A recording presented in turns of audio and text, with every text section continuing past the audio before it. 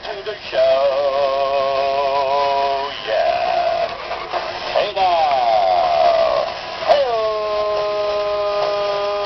Hey now. Hey now. About 10 minutes ago, I was yawning, complaining that I was too tired. Now look at me. I'm up. Shot out of a cannon.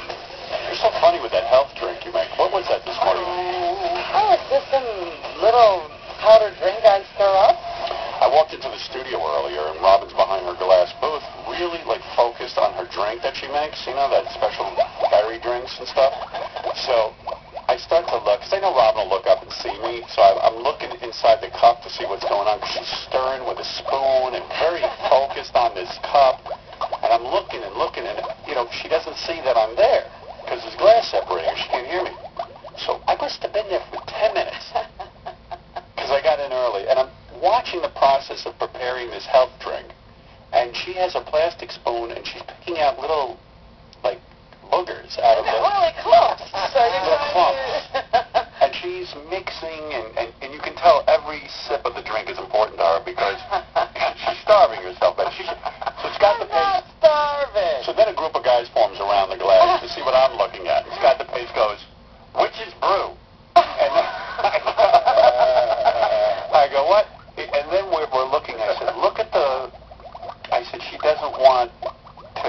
She's working this drink." I said, "Poor Robin. She's not eating solid food, I don't think." Of course I am. She's eating vegetables, and every drink is important. I said, "She's preparing it like it's Eggs Benedict."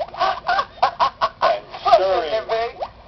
And then finally, Robin pushes these clumps inside the berry drink to the side. She doesn't remove them. No, I press them up against the side to break them up. Yes, and then yes. I swirl. And each clump is pressed with the spoon.